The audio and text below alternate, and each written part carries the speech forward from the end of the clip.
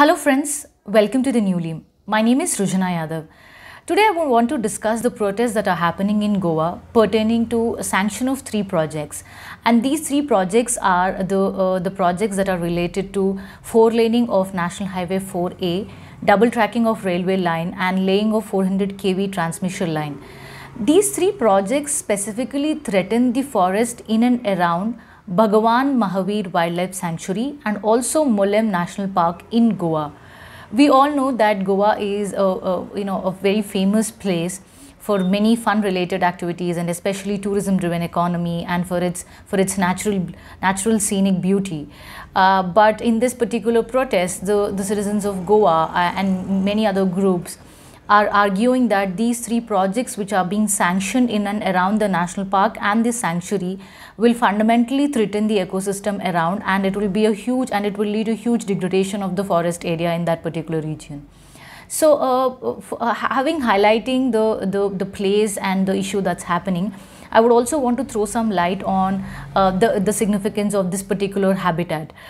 This falls under the Bhagwan Mahavir Wildlife Sanctuary and also Mollem National Park in Goa.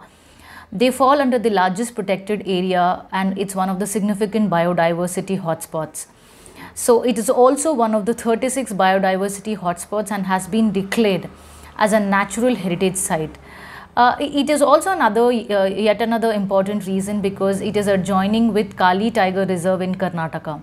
So having underlined the importance of this particular region and the protests that are happening, we've also seen the RA protests in Mumbai about the RA forest in around that region.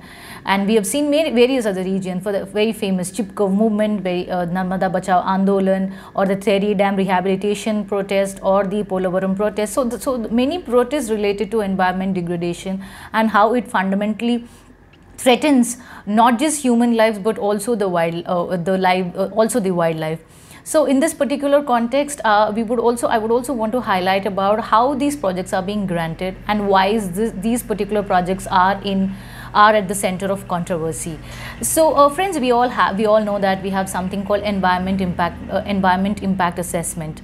So EIA process is a very thorough vetting process that every project that intends to conduct its operations in an environmentally sensitive region has to go through this rigorous process. It has various steps involved in it, and the approval from EIA takes quite a lot of time because it has various other factors as important as involving the people in that particular region and having social audits from the people.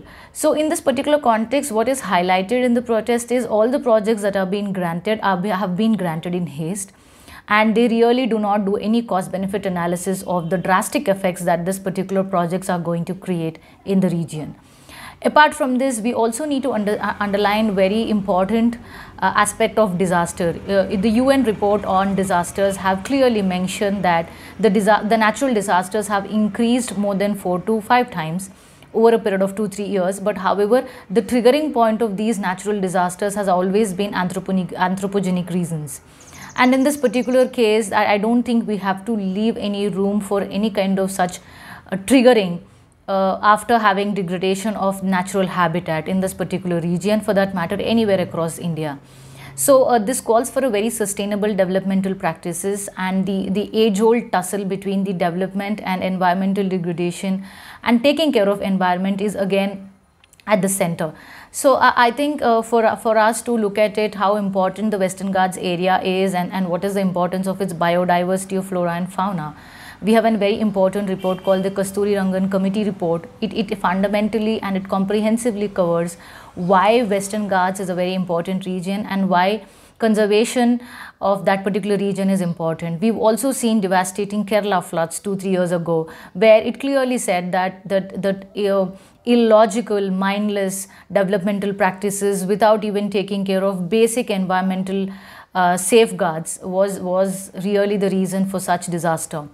So in this particular case, we would also want to argue that natural safeguards and any safeguards related to environmental clearances and procedures have to be strictly followed.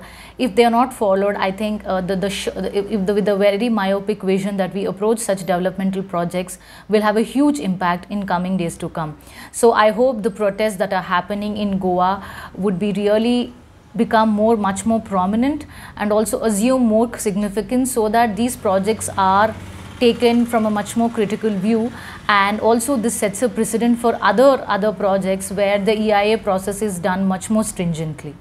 Thank you very much.